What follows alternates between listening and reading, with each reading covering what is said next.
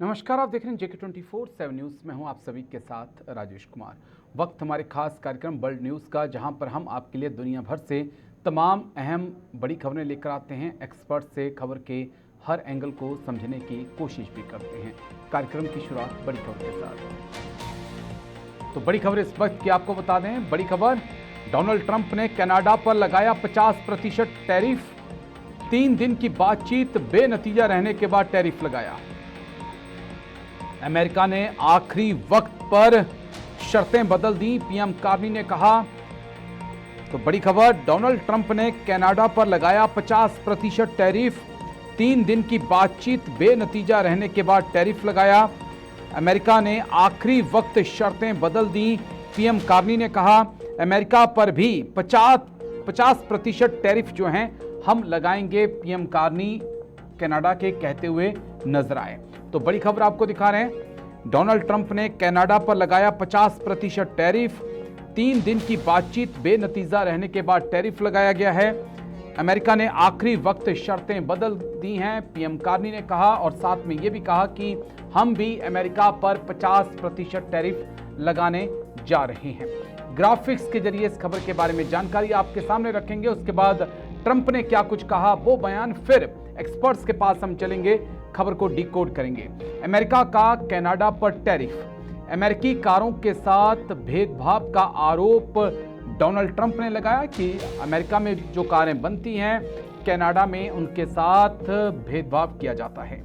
Canada का अपने dairy market को प्रोटेक्शंस, अमेरिका चाहता है कि कनाडा अपने बाजार को खोले, खासकर डेयरी मार्केट जो है उसको खोले, ताकि अमेरिका अपना सामान भेज सके। लेकिन कनाडा ने फिलहाल उसके लिए परमिशन नहीं दी है। अमेरिकी शराब की बिक्री पर जो है कनाडा में प्रतिबंध लगा दिया गया, जिससे ट्रंप जो हैं भड़क उठे हैं। कनाडा और अमेरिका के बीच लकड़ी है, खासकर कनाडाई सॉफ्टवुड लंबर विवाद जो है, इसको लेकर दोनों के बीच टेंशन बढ़ी हुई है। अमेरिका चाहता है कि कनाडा की जो खास लकड़ी है, सॉफ्टवुड लंबर, उस पर अमेरिका का कंट्रोल हो। अमेरिका पर 50% टैरिफ लगाएगा कनाडा। ये मार्क कार्नी ने, जो कि कनाडा के पीएम हैं, उन्होंने साफ चेतावनी दे दी है। डोनाल्ड ट्रंप को एक बार सुन लीजिए, उसके बाद फिर हम एक्सपर्ट्स के पास चलेंगे, चर्चा की शुरुआत करेंगे।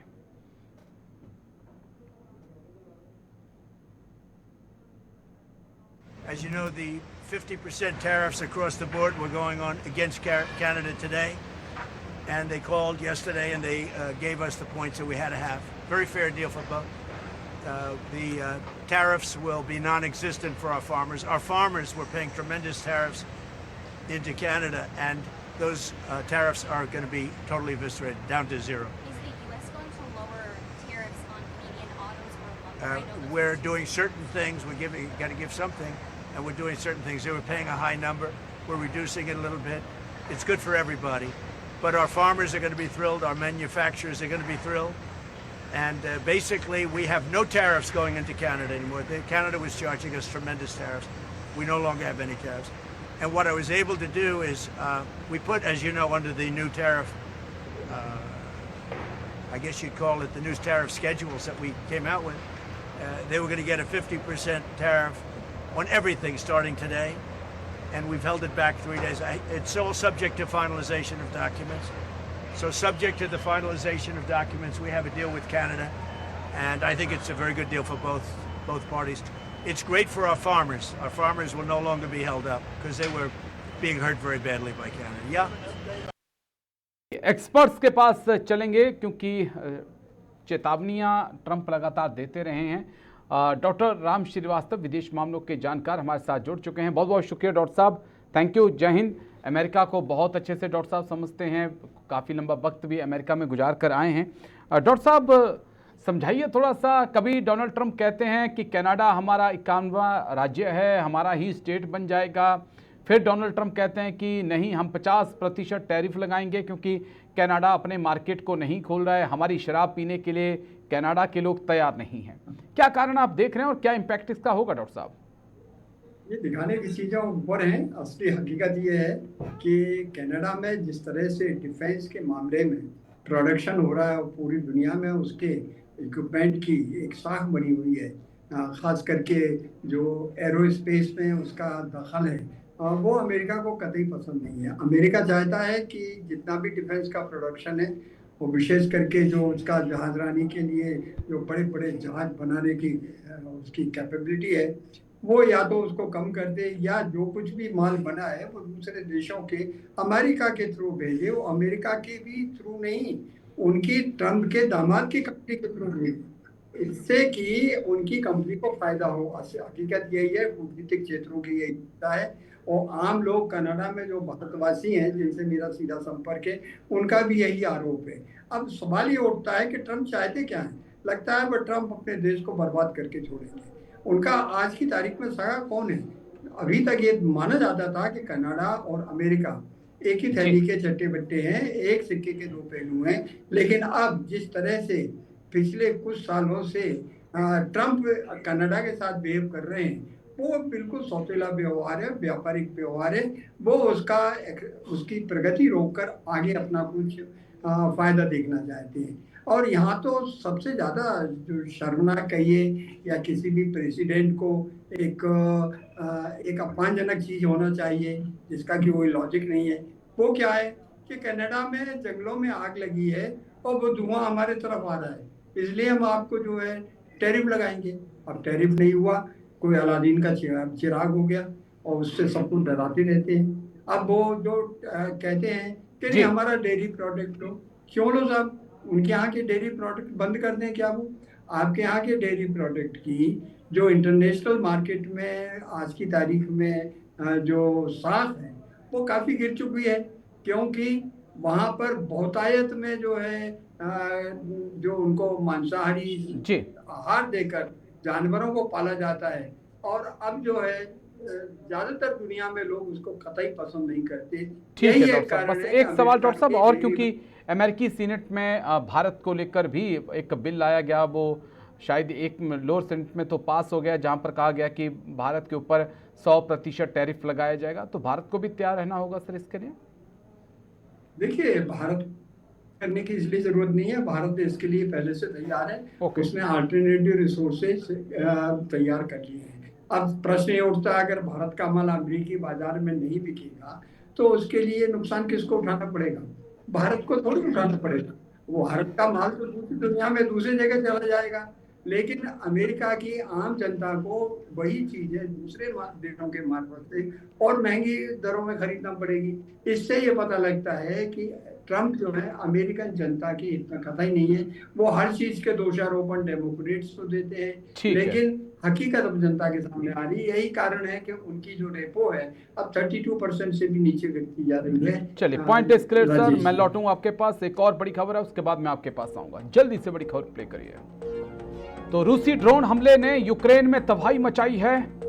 ड्रोन से शॉपिंग सेंटर को रूस ने निशाना बनाया। ड्रोन हमले में 16 की मौत और 130 लोग घायल। लोगों की मौत का बदला लेकर रहेंगे, जेलेंस्की बोले। यूक्रेन और रूस की जंग से जुड़ी बड़ी खबर है। रूसी ड्रोन हमले ने यूक्रेन में मचाई तबाही। ड्रोन से शॉपिंग सेंटर को निशाना बनाया गया। ड्रोन हमले में 16 की मौत हुई है, 130 लोग घायल हुए हैं। और भाई जेलेंस्की ने कह दिया है कि चुप तो हम भी नहीं रहेंगे, बदला तो आपसे लिया जाएगा। ग्राफिक्स प्ले करेंगे, डिटेल से खबर के बारे में जानकारी, फिर डॉक्टर साहब के पास हम लौट कर चलेंगे, खबर के हर एंगल को समझने की कोशिश करेंगे। शॉपिंग सेंटर को रूस ने निशाना बनाया, 16 की मौत हो गई, 130 लोग घायल हैं, कुछ की हालत नाजुक बनी हुई है। जेलेंस्की बोले, आम लोगों की मौतों का बदला तो हम लेकर रहेंगे। Next graphics.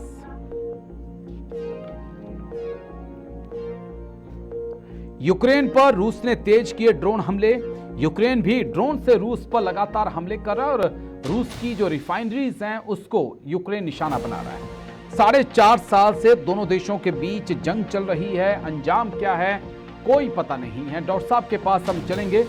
Doctor Ram Srivastava विदेश मामलों के जानकार हमारे साथ बने हुए हैं। डॉक्टर साहब, 4.5 साल से ये जंग चल रही है, एक लंबा वक्त होता है। ना तो यूक्रेन पीछे हटने के लिए तैयार है, ना ही रूस अपने कदमों को पीछे खींचने के लिए तैयार है। किस तरफ ये जंग जा सकती है डॉक्टर साहब? क्योंकि कल एक खबर और आई थी जो बड़ी इंटरेस्टिंग थी, जिसको थोड़ा मैं मेंशन कर दूं कि रोमानिया के ऊपर भी रूस के ड्रोन जो हैं वो बारूद लेकर दिखाई पड़े थे और रोमानिया ने अपने फाइटर जेट की मदद से उन ड्रोन को डाउन भी किया। ये हो क्या रहा है सर? कहीं ऐसा तो नहीं कि दायरा बढ़ रहा है सर? देखिए, दायरा बढ़ भी सकता है क्योंकि इस समय रूस की जो आर्थिक स्थिति है वो इस स्टेज में पहुंच गई है कि उनको कुछ ना कुछ तो अब निर्णायक कदम उठाना ही पड़ेगा।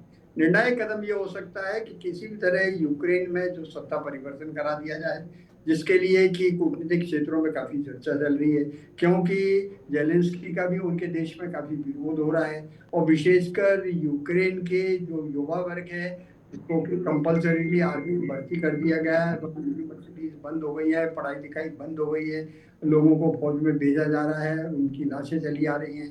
तो ये सब कुछ एक समय तक तो लोग जनता झेल सकती है, लेकिन अधिक समय तक नहीं, क्योंकि आज की तारीख में यूक्रेन में रहने वाले कौन बचे हैं? महिलाएं बची हैं, बच्चे बचे हैं और उनके जो बुजुर्ग लोग हैं वो ज्यादातर बचे हुए हैं।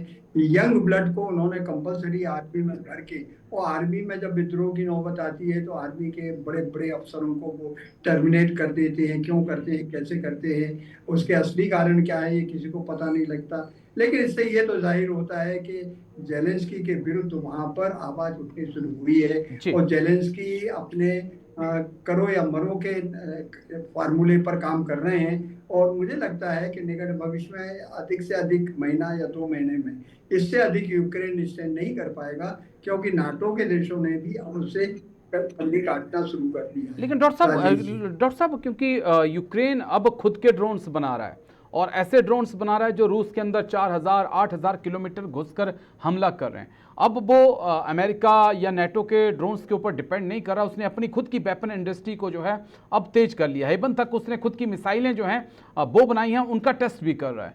तो यूक्रेन तो अपने कदमों पे अब पैरों पे खड़ा हो गया है सर। और हमने देखे कई ऐसे हमले देखे डॉक्टर साहब जो रूस नहीं रोक पाया डॉक्टर साहब उन हमलों को। बिल्कुल सही बोला आपने, रूस नहीं रोक पाया क्योंकि रूस के पास चीनी जो है किट्स मौजूद हैं और चीनी किट्स की क्या पोजीशन है ये भारत से ज्यादा अच्छा कौन समझ सकता है। यही एक कारण है, चीनी सामग्री जहां आ रही है एयर डिफेंस की, वो सब पूरी तरह से फेल होती चली जा रही है। हाँ, इतना अवश्य है कि यूक्रेन ने जो ड्रोन बनाने शुरू किए हैं वो दरअसल यूक्रेन में नहीं बन रहे हैं, वो सब नाटो के देशों में बन रहे हैं और मेड इन यूक्रेन उन पर छपा हुआ आ रहा है। अब रहा सवाल, आज की तारीख में ऐसा कोई भी ड्रोन सिस्टम नहीं है जो 4000 किलोमीटर दूर तक चला जाए। अच्छे से अच्छे ड्रोन की जो कैपेबिलिटी है वो 1200 किलोमीटर की ज्यादा नहीं होती है। इससे ये पता लगता है कि जंगली इलाके में यूक्रेन के या यूं मानिए कि रूस के विरुद्ध काम करने वाली एजेंसियां काम कर रही हैं और वो वहां पर, इसका मतलब आपका कहना है कि रूस के गृह मंत्रालय की एक बहुत बड़ी विफलता है अगर रूस के अंदर मौजूद यूक्रेनी ड्रोन्स लॉन्च कर रहे हैं उनके ऊपर हमला करें। मैं लौटता हूं सर, एक और बड़ी खबर है उसके बाद मैं आपके पास आऊंगा। बड़ी खबर आपको बता दें क्योंकि Donald Trump Kim Jong Un से मिलने के लिए बेकरार हैं। किम जोंग उन को लेकर ट्रंप ने बयान दिया, इसी साल किम जोंग उन से मुलाकात करूंगा। किम जोंग उन के साथ मेरे संबंध बहुत अच्छे हैं, ट्रंप कह रहे हैं। ट्रंप के बयान से साउथ कोरिया को बड़ा झटका लगा है।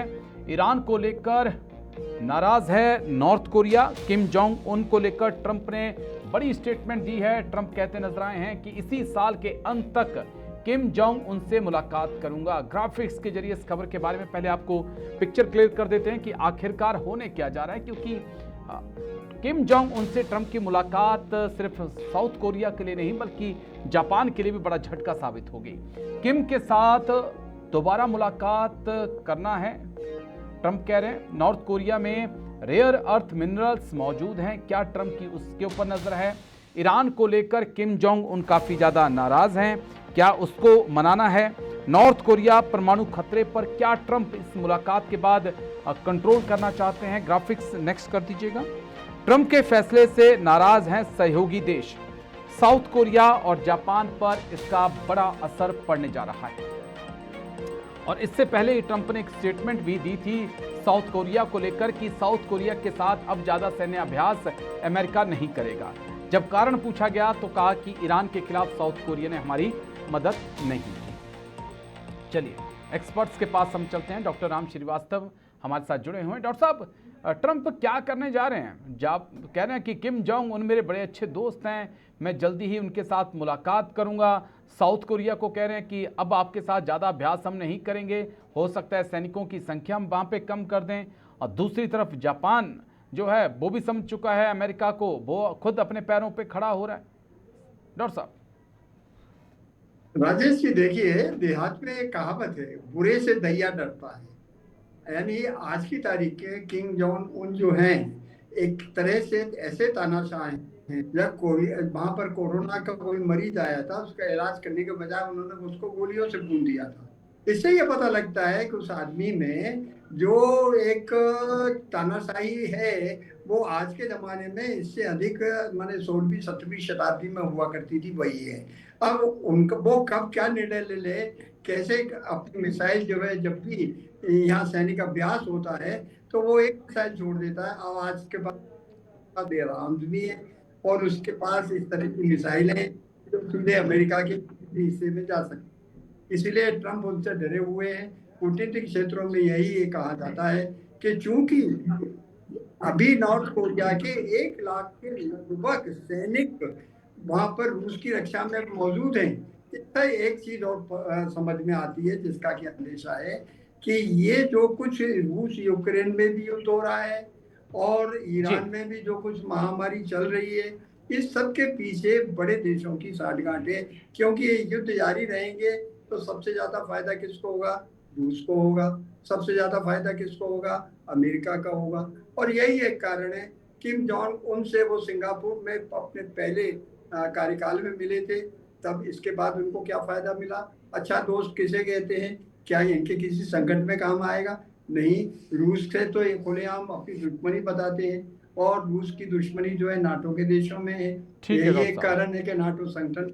चलिए मुलाकात पे नजर बनी रहेगी, देखना होगा कि मुलाकात कब होती है और क्या इस मुलाकात से निकल कर आता है। मैं लौटता हूं सर, एक और बड़ी खबर है, उसके बाद मैं आपके पास आऊंगा। जल्दी से बड़ी खबर पे करिए, क्योंकि तारिक रहमान क्या बांग्लादेश को मुस्लिम नेटो में शामिल करने जा रहे हैं। पीएम रहमान के सलाहकार हुमायूं कबीर ने बयान दिया है, रणनीतिक हितों को लेकर मुस्लिम नेटो पे हमारी नजर है। सऊदी प्रिंस एमबीबीएस ने तारिक रहमान को सऊदी आने का न्योता दिया है। तो बड़ी खबर आपको दिखा रहे हैं, मुस्लिम नेटो में शामिल हो सकता है क्या बांग्लादेश। ये खबर इसलिए क्योंकि तारिक रहमान के विदेश मामलों के सलाहकार हैं हुमायूं कबीर। उन्होंने कल एक स्टेटमेंट दी और कहा कि मुस्लिम नेटो पर हमारी नज़र है, अगर हमारे रणनीतिक और आर्थिक हित पूरे होते हैं तो हम उसके अंदर शामिल हो सकते हैं। ग्राफिक्स प्ले कर दीजिए खबर के बारे में डिटेल से जानकारी, उसके बाद डॉक्टर साहब के पास हम लौटेंगे। इस खबर को डिकोड करना भारत के लिहाज से बहुत ज़रूरी हो जाता है, क्योंकि एक तरफ पाकिस्तान, दूसरी तरफ बांग्लादेश। मक्का ज्वाइंट डिफेंस एग्रीमेंट, जिसे हम इस्लामिक नेटो या मुस्लिम नेटो कह रहे हैं, तारिक रहमान के सलाहकार हैं हुमायूं कबीर। उन्होंने मुस्लिम नेटो पर बड़ा बयान दिया, कहा कि रणनीतिक और आर्थिक हितों को ध्यान में रखकर इस्लामिक नेटो को हम ज्वाइन करेंगे। चीन पाकिस्तान की गोद में ऑलरेडी तारिक रहमान बैठ चुके हैं। ब्रिक्स में आने को लेकर आज भी असमंजस की स्थिति बनी हुई है। भारत ने अपना काम कर दिया है, न्योता भारत ने भेज दिया है, आना नहीं आना वो तारिक रहमान की मर्जी है, फर्क भारत को नहीं पड़ता है। इजिप्ट सीरिया के शामिल होने पर भी चर्चाएं तेज हैं। ये जो मुस्लिम नेटो बना है इसके अंदर इजराइल के लिए हो सकती है परेशानी। पाकिस्तान पहुंचे सीरिया के विदेश मंत्री। पाकिस्तान ने उठाया गोलान हाइट्स का मुद्दा। गोलान हाइट्स के ऊपर जो है इजराइल का कब्जा है और सीरिया इसको लेकर परेशान है। चलिए एक्सपर्ट्स के पास हम चलेंगे। डॉक्टर राम श्रीवास्तव विदेश मामलों के जानकार हमारे साथ बने हुए हैं। डॉक्टर साहब, तारिक रहमान के विदेश मामलों के सलाहकार हुमायूं कबीर का बयान कि रणनीतिक आर्थिक हित अगर हमारे पूरे होते हैं तो हम मुस्लिम नेटो को ज्वाइन कर सकते हैं। और इसी बीच खबर कि सऊदी क्राउन प्रिंस एमबीबीएस की तरफ से तारिक रहमान को न्योता दिया है कि जल्द से जल्द आप आइए, विजिट करिए सऊदी का। भारत के लिहाज से कैसे हम इस खबर को देखें? देखिए, भारत के हिसाब से चिंता का विषय है निश्चित रूप से, क्योंकि अगर हुमायूं कबीर का इतिहास उठाकर देखा जाए तो वो कट्टरपंथियों के चंगुल में फंसे हुए हैं। ना केवल आईएसआई के एजेंट भी उनके थ्रू जो है बांग्लादेश में घुसपैठ करते रहते हैं, जो भारत के लिए हमेशा सिरदर्द रहा है। अब रहा सवाल ये, भविष्य में क्या होगा अगर ये वहां पर ये मक्का का एग्रीमेंट हुआ है इसको ज्वाइन कर लेते हैं, तो निश्चित रूप से ये गजवाए हिंद का जो इनका पुराना कार्यक्रम है उसके अंतर्गत काम करेंगे। लेकिन इसमें जो सबसे खास बात यह है कि एकमात्र पाकिस्तान कहता है कि उसके पास परमाणु शक्ति है, और अगर इस तरह से गजवाए हिंद वाला प्रोग्राम चलेगा तो भविष्य में अगर इस्लामिक कंट्रीज के लगभग अधिकतम जैसे मिस्र और दूसरे देश भी अगर शामिल होते हैं, जो कि अभी होंगे नहीं, है एर्दोगन की एक अपनी पहल है जिसकी वजह से सऊदी अरब और पाकिस्तान आपस में मिल गए हैं, लेकिन ये इफेक्टिव कितना रहेगा ये इतिहास बताएगा। लेकिन हाँ, अगर इन्होंने कुछ कोशिश की तो सिर्फ एक ही बात रहेगी कि ये इनसे कहेंगे कि पाकिस्तान के जो न्यूक्लियर आर्म्स है उनको इस्लामिक बॉम्ब्स बना दिया जाए, और अगर इस्लामिक बॉम्ब का जरा सा भी संदेह होता है मोसाद को, तो आप ये मान कर चलिए एक निशाना जो इजराइल का होगा पाकिस्तान के ऊपर होगा, और वो भविष्य बताएगा। पर हाँ, अगर इस तरह का गठबंधन सामरिक दृष्टि से भारत के लिए नुकसान करता है तो पाकिस्तान तो बर्बाद होगा ही, लेकिन बांग्लादेश का भी अस्तित्व खतरे में आ जाएगा, ये बात सुनिश्चित मान कर। और डॉक्टर साहब एक बस आखिरी सवाल, डॉक्टर साहब हमने देखा कि अभी तक किसी के आपस में हित जुड़े होते थे, ज़मीनें जुड़ी होती थी, उसको लेकर गठबंधन बनते थे, तैयार होते थे, लेकिन धर्म के आधार पर किसी गठबंधन का बनना ये दुनिया के लिए नई चुनौती है। हिंदू हों या यहूदी हों या फिर क्रिश्चियंस, सबको सोचना पड़ेगा इसके बारे में डॉक्टर साहब। देखिए, धर्म का आवरण लेकर आतंकवादी लोगों को पनाह देने की ये जो हरकत नए कुछ समय से चली आ रही है, जिसके की प्रणेता पाकिस्तान है और उसको मुंह की खाना पड़ रही है, और पाकिस्तान की आज क्या दुर्गति है, टुकड़े टुकड़े पर होने जा रहा है, तो निश्चित रूप से दूसरे देशों को गंभीरता से सोचना पड़ेगा कि धर्म की आड़ लेकर जो इस तरह के सामरिक गठबंधन करते हैं उनको अपने मुंह की खाना पड़ती है, वो अपने पैर पर कुल्हाड़ी मारने का काम कर रहे हैं। और इतिहास इस बात का गवाह है, जब कभी भी धर्म के आधार पर इस तरह की सैनिक कार्रवाइयां हुई हैं उनके और उनके मित्र देशों के टुकड़े टुकड़े हो गए हैं, और यही एक कारण है कि ईरान जैसा सक्षम देश आज भारी परेशानी में पड़ा है। इराक भी अपने आप जो है एक तरह से खत्म हो चुका है, वहाँ की आंतरिक स्थिति अगर देखेंगे तो ये माना कि 30 सितंबर के पहले तक अमेरिकन फौज वहां से चली जाएगी, लेकिन वहाँ की आंतरिक स्थिति इतनी जर्जर हो चुकी है, आम आदमी इतना परेशान है। कहाँ तो इराक यूनिवर्सिटी के छपे हुए रिसर्च पेपर दुनिया में अपना स्थान रखते थे, ईरान के भी रखते थे, लेकिन उनका रिसर्च और इनोवेशन अब प्रैक्टिकली जीरो होता चला जा रहा है। इससे ये पता लगता है वो एक जो है प्रोग्रेस का इंडेक्स हुआ करता है, उसमें ये सब पीछे घिसटते चले जा रहे हैं। इसलिए धर्म की आड़ लेकर जो लोग अपनी विचारधारा चलाते हैं वो ज़्यादा देर चल नहीं पाएगी। लेकिन शुक्रिया, बहुत बहुत शुक्रिया डॉक्टर राम श्रीवास्तव जी, आपका समय देने के लिए, तमाम पहलुओं पर इतनी बारीकी से बात रखने के लिए। तो वर्ल्ड न्यूज़ में मेरे साथ इतना ही, कल फिर होगी मुलाकात, दीजिए इजाज़त।